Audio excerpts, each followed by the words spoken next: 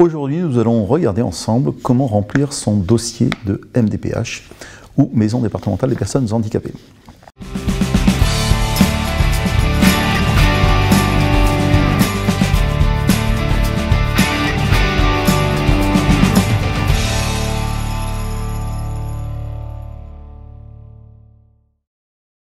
Tout d'abord, pour obtenir ce fameux dossier, vous pouvez le télécharger généralement sur le site de l'MDPH de votre département ou sur le site de l'MDPH d'un autre département, puisque normalement le dossier est unique dans tous les départements.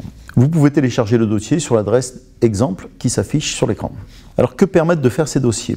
En fait, ces dossiers vous permettent de faire plusieurs types de demandes. Des demandes d'aide humaine, pour avoir une tierce personne par exemple, une aide à domicile. Des demandes d'aide technique, pour acheter un fauteuil roulant, pour la baignoire, pour la salle de bain, pour la cuisine, tout autre type d'aide dont la personne peut avoir besoin au quotidien. Et puis des aides financières qui sont par exemple pour vous aider à payer votre logement ou l'allocation d'adulte handicapé. Alors comment remplir ce dossier MDPH? Ce qu'il faut savoir déjà, c'est qu'il existe un seul et unique document MDPH. Par contre, il est très important de bien le remplir. Il y a beaucoup de cases à remplir, il y a beaucoup de choses à produire, à écrire et de documents à fournir. Donc ça peut prendre du temps. Avant de faire votre demande et avant d'envisager d'envoyer votre dossier à la MDPH, surtout, commencez à vous munir des pièces qu'on pourrait qualifier presque d'indispensables, c'est-à-dire une photocopie de votre carte d'identité, un certificat médical justifiant de votre handicap et différents autres types de documents qu'on vous demandera, notamment par exemple un RIB, relevé d'identité bancaire, un justificatif de domicile ou autre type de documents de ce genre qu'on demande systématiquement. Une fois que vous avez complété votre dossier MDPH, que pouvez-vous en faire?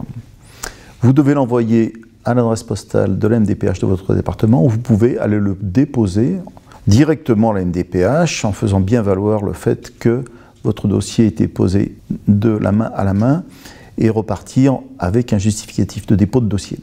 Alors une fois que mon dossier est déposé à la MDPH, qu'est-ce que je dois attendre? Si vous l'avez envoyé par courrier, vous allez recevoir par courrier un numéro d'enregistrement de votre dossier. Même si vous l'avez déposé directement, on vous a envoyé un numéro d'enregistrement du dossier. Ensuite, le traitement du dossier. Eh bien, il va prendre de 4 mois à plus de 4 mois. La moyenne nationale étant de 4 mois, mais en fonction de la demande, en fonction de la période de l'année, en fait, peut-être que votre traitement va nécessiter 4, 5, 6 mois et des fois ça peut aller jusqu'à 12 mois en fonction de la MDPH. La durée de traitement des dossiers MDPH est étudiée chaque année par la Caisse nationale de solidarité pour l'autonomie, qui donne une moyenne et qui incite de plus en plus les MDPH à traiter les dossiers de plus en plus rapidement. Car ce qu'il faut savoir, c'est que derrière chaque dossier, et bien évidemment, il y a une personne qui attend une décision, laquelle décision peut ou non changer sa vie. Mais s'il s'agit notamment d'acheter un fauteuil qui est indispensable pour vivre au quotidien, c'est très important que le dossier soit traité rapidement. S'il s'agit d'une orientation scolaire, ça peut aussi être très important que l'établissement ou que les parents sachent quel type d'orientation l'enfant va bénéficier. Un autre type de demande existe évidemment, c'est le renouvellement. Puisque la première fois, tout est à faire, la deuxième fois, les choses pourraient être plus simples. En fait, vous faites une demande de renouvellement pour une décision de la MDPH. Dans ce cadre, le traitement peut être quelquefois simplifié et prendre que quelques semaines, voire que quelques jours. Tout cela dépend encore une fois du département et de la MDPH qui traite votre dossier. Une autre demande qui est aussi régulièrement faite, c'est le changement de domiciliation de votre dossier MDPH. Exemple, vous déménagez, vous changez de département, donc votre dossier doit vous suivre dans la MDPH de votre département de destination. Là, il faut en faire la demande, c'est la MDPH qui va transférer votre dossier dans la nouvelle MDPH et de fait, le traitement de votre dossier pourra éventuellement changer. Il y a même des fois où des aides et des droits qui sont attribués dans un département ne le sont pas dans un autre département. Donc il faut bien vous renseigner avant et faire valoir vos droits autant que possible, déjà avant de changer de département, pour être sûr que le dossier sera actif une fois que vous aurez emménagé. Je l'ai évoqué tout à l'heure, comment faire valoir une demande urgente?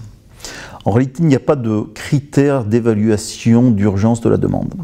Par contre, il y a des cas particuliers qui nécessitent un traitement en urgence par la MDPH de votre demande, et notamment s'il s'agit d'urgence vitale.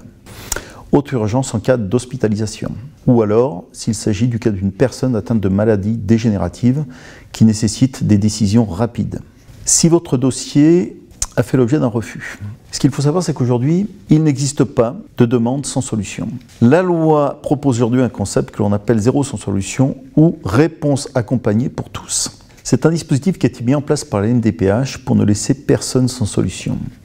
En cas de refus, la personne se verra proposer donc un système d'accompagnement que l'on appelle plan d'accompagnement global et qui va proposer différentes solutions alternatives à la personne qui a fait une demande.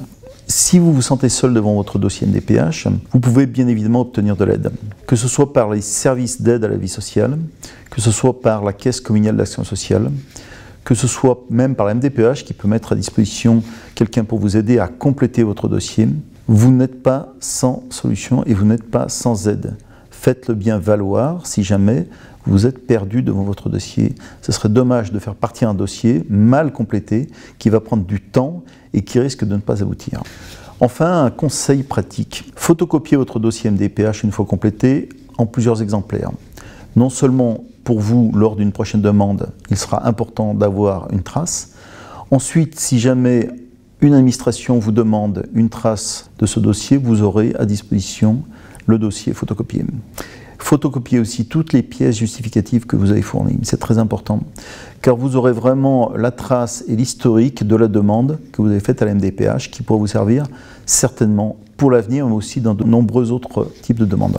Si jamais vous n'avez pas de nouvelles au bout de quelques semaines ou de quelques mois et que vous vous inquiétez, n'hésitez pas à appeler la MDPH, n'hésitez pas à vous rendre au guichet de la MDPH pour demander où en est le traitement de votre dossier. Quelquefois, ça peut permettre de réactiver et de faciliter son traitement.